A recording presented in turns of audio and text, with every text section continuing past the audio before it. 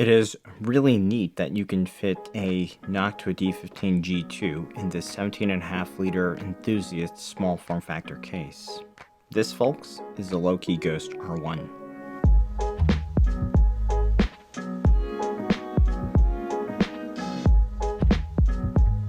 Welcome to Machines and More. Recently I reviewed the new Louqe D15 G2 cooler in this case.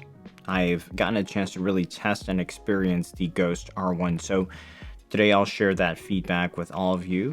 Maybe you're considering ordering this case, so hopefully this review is helpful to you. One thing to note up front, big thanks to Louqe. They provided the pre-production case at no cost for the purposes of review and evaluation.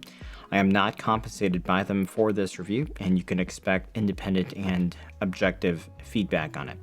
This case is a pre-production unit, and as I understand, they are still fine-tuning some things for the October planned launch. So while this unit did have a lot of areas where I noticed the fit and the finish were off, and we'll talk about those briefly, I've mentioned to them already, and I hope they are working on correcting some of those issues. So some details versus what I show you today may change prior to the launch, and hopefully the final version is a little bit better than this one. If you enjoy hardware and SFF content like this, please give a like and make sure you are subscribed to the channel. It really helps, and a big thank you. The Ghost R1 is a flat-packed, assemble-it-yourself boutique SFF case from Louqe, case company that's known for its Ghost S1. They're based in Sweden.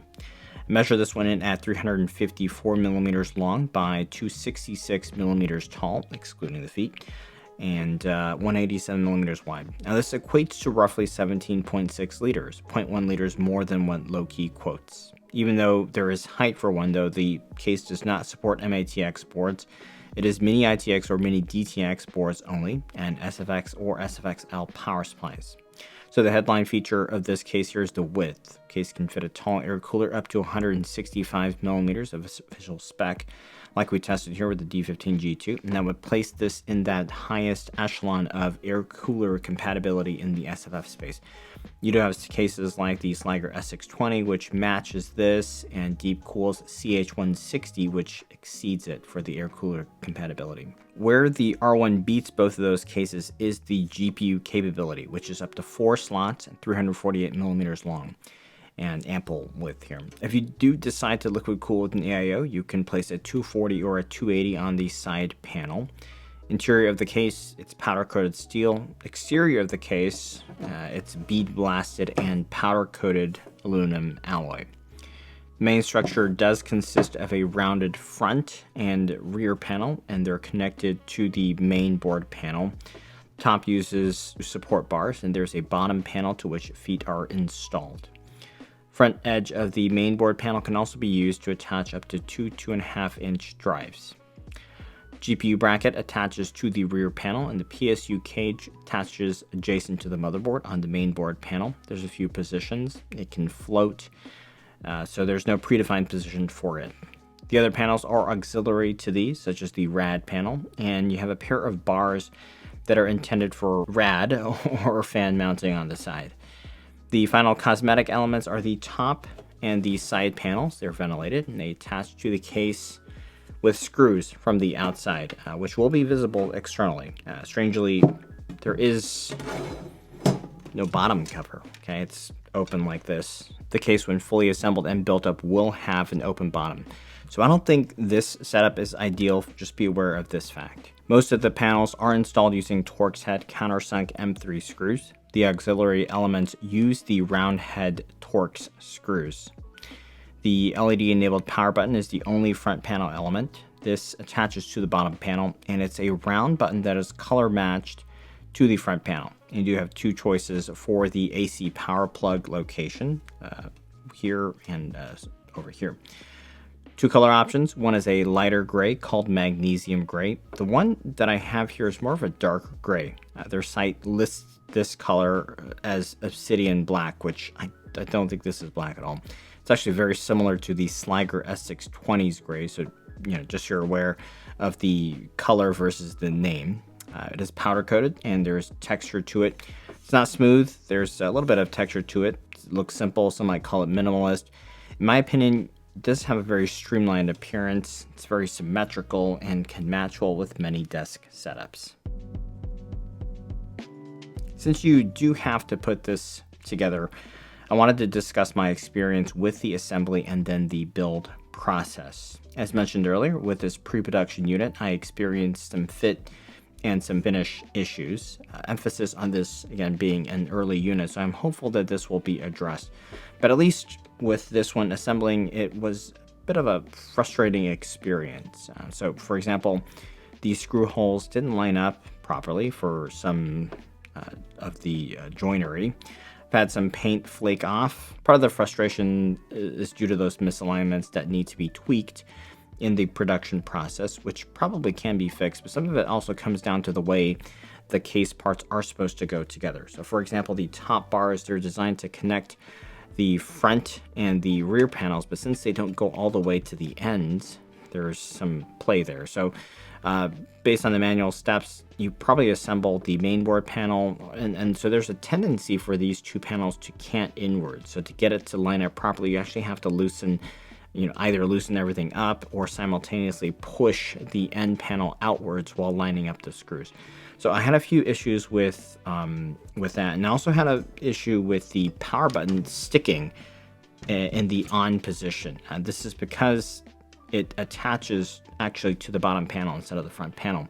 So the alignment to the front panel is completely dependent on how straight that power button's PCB is and how square the bottom is to the front. So tiny variances there can matter here. So there's a specific reason why it's done this way, but attached to the front panel, I feel would be a little bit safer. So anyhow, these are things that I would look for in the production version. If this fit and the finish can be improved on the production version, then I think it'll be a much better experience for the end user. And if I do get to see the final production version, I will update the review. You can build this case up in one of two modes. First is the traditional or the upright mode, and the other one is what I have here. This is the inverted mode. The difference is how the front panel is aligned, because you typically want the front panel to have the power button at the bottom. So if you flip this around and then swap the top and bottom panels, then you get to this inverted mode, and you've got GPU fans intaking from the top of the case. We'll discuss thermals shortly, but because of how the feet are limiting the height here, clearance at the bottom, and that's going to otherwise limit the GPU's intake at the bottom, I think most users should opt for the inverted mode, whether you're doing an air or liquid-cooled build. Building in the case is optimally done with a partially assembled case. The case with the top and bottom panels omitted would be easiest to build in. I did, of course, do a full assembly first to show you what the case looks like when it's empty, but being a traditional layout, it's not complicated to build in. For the PSU hanger, you can adjust how high it sits and how it's oriented, and that flexibility is nice. The height adjustment can be helpful if you want to place a top exhaust in the upright mode and you need to optimize the position so that the cables don't hang too low. It might be a little odd for the PSU to exhaust towards the GPU if you flipped it around, but you actually can flip the PSU with the cables running away from the card, and that would actually optimize the run for the AC cable, which seemed a little bit short and difficult to conceal. It kind of sticks out like a sore thumb. For a liquid-cooled build, one thing I will note is that if you're doing a radiator on the side, the mounting bars do sit on the inside of the case, so you can't just assemble the rad to these bars and expect to be able to screw the plate to the outside of the case. You could take off these bars and then install them on the outside, but I think most of you will place the rad first, then lay the bars on over that, and then attach the bars to the case. So potentially not as user-friendly for the build and ongoing maintenance. There is ample room for a thicker GPU if you're building without the bottom panel in yet. That is actually the most straightforward installation. With this pre-production unit, I did have some issues with paint overspray on the rear panel where the cutouts for the GPU's slot fingers, they're absolutely too tight with the overspray, and it wasn't until I scraped that paint off that the card was able to slot in. Even then, I had to bend the hanger on my GPU. So theoretically, card in this case should be remarkably simple due to how much access you have without the bottom panel. Do take a close look at your rear panel if you do get this case and make sure that there's not too much paint there. Shown here is how I would recommend building up this case. So you got a large air cooler. It doesn't have to be the D15 G2. Plenty of big, cheaper big coolers out there. But the reason I would do big air in this case is, well, that's kind of the point here for going with a case this wide. You can liquid cool it too, but that kind of misses the strength of the case. Word of caution though, with the D15 G2, the fit of the ram side cooler fan is going to be dependent on your ram's position and also how tall it is. With the AM5 setup here I tested, the fan actually ended up pushing the side panel outwards. With the Intel Z690i setup, the ram position was closer to the CPU socket, which meant that the fan didn't actually cover the ram sticks, and that was completely fine. So your mileage may vary there.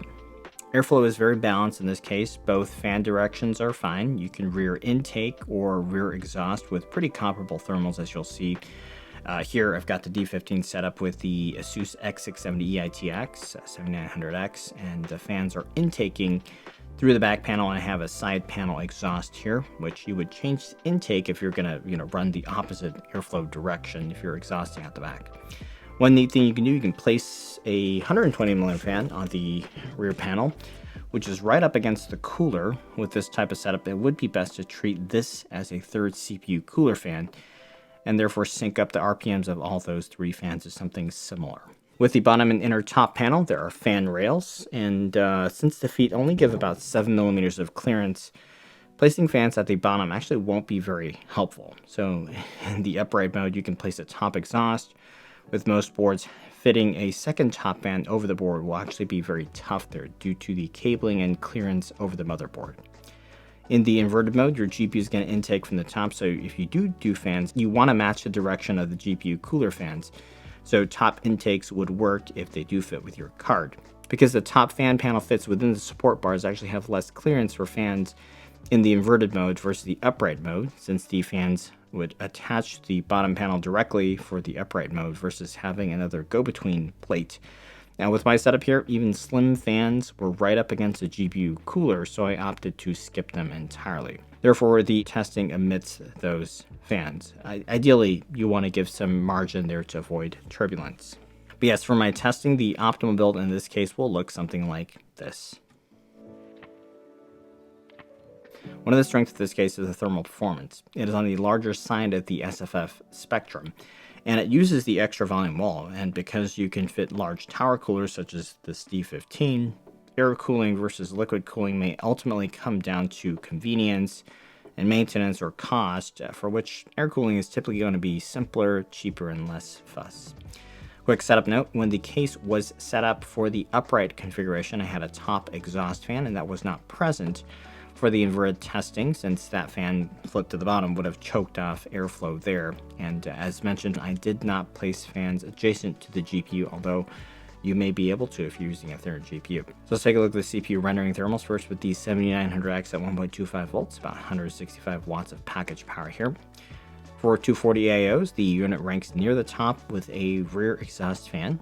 Inverted and traditional does not have a big difference. The M1 Evo with its superior fan setup gives it an edge here.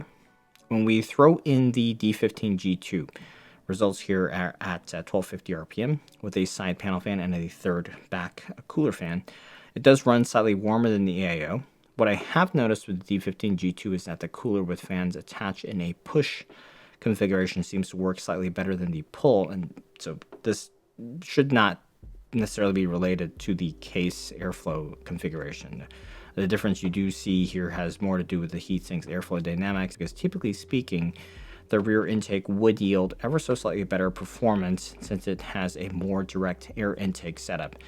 But here the rear exhaust does appear to be better, and I think that is because of the push config on the fans. Combined thermals, especially GPU temps in the inverted setup, is where this case truly excels. With the upright traditional mode, you really do see much worse GPU temps, because a thicker cooler like this will have trouble drawing air through the limited bottom airflow with the small feet, whereas when you flip the case, it's like a 180. All of a sudden, it's among the best cases. With air cooling, I saw the best GPU temps, and rear intake versus rear exhaust. Actually, it's not a big deal, provided that you sync up the side panel fan accordingly.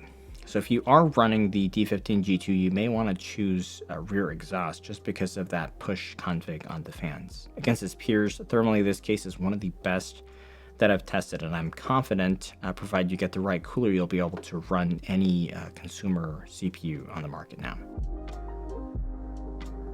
For me, the excellent thermals is the biggest strength of the case. A couple of other pluses: the volume, it's easy to build in, it's easy to work in, it's in that zone of not too small, not too big. Essentially, this is one of those flavors I was hoping an NR200 V2 would come in, a big air version. And if you're familiar with the NR200 and its layout, I think this case could make a lot of sense as a next level upgrade. Plus, you can do this inverted build.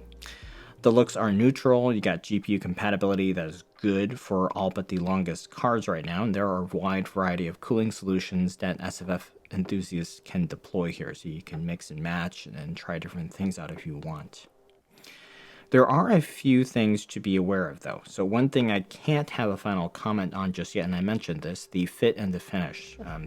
This is a pre-production version, and it really would not be fair to judge the R1 based on this.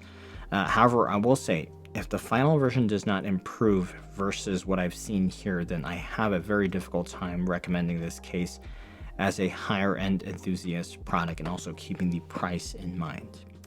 Probably the biggest question mark I have with this case is this open bottom panel here. In the upright mode, your GPU is not protected if you ever move your case, right? Because the GPU is going to be down here. And yes, you could attach fan cages or something to cover up, but I don't think that should be necessary on a product like this at this price level. And then when it's inverted, all your motherboard and other goodies, they're exposed. So I do think it's a good idea to cover up, especially for protection, with a simple vented panel, especially since this is so low anyway that airflow is not a concern here if you put a vented panel here. The rear fan section has no grill to protect the fan or your fingers, so it's a bit of a head scratcher why things like this were omitted. So maybe you're fine with that. I think this actually looks very incomplete. The position of the power cable, it's similar to the Sliger S620. It's not an optimal location, and although you won't see it when the side panel is on, I really can't help but feel like this is less than polished. Some guides to manage the cable would also be helpful. I mentioned the PSU cage position kind of floats, and that's great. The side panel fan or rad mounts, they also float laterally as well, and that's also fine. They're secure, but I would have preferred some marks or indents to at least let you know you've aligned those pieces properly without having to bust out a ruler or squint at it to make sure it's square. If you like popping off panels and tweaking something inside, you're not going to have that satisfaction here because no toolless panels. These are held captive and they're secure with screws.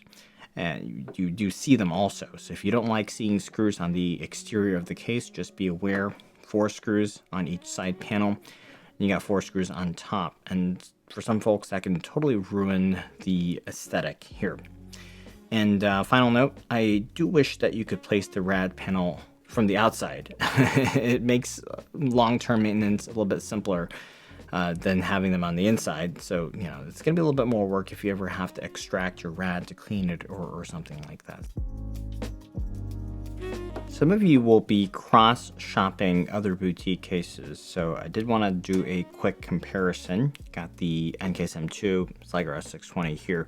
So just take a look at the M2. So this is a different volume segment. The R1 is bigger. You got bigger air cooler capability, and the liquid cooling capabilities are similar between these two cases, but as a whole, the M2 feels better. The finish looks and feels better. The materials feel more refined. This is a CNC case with excellent machining. The assembly process for both the M2 and the M1 Evo were less frustrating than assembling the R1. You got lots of front panel USB, has a full bottom panel, and the rear panel is covered here.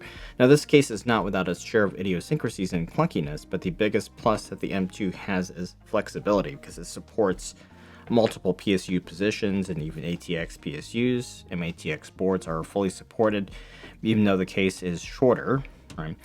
Mini-itx boards have flexibility in positioning. You got motherboard side panel fans. You really do have a lot more freedom there with this case. And so between these two cases, the only reason I would choose the R1 is if I strictly wanted to mount a big air cooler. Another similar case, the R1, it's kind of like an S620, right? This is a Sliger S620.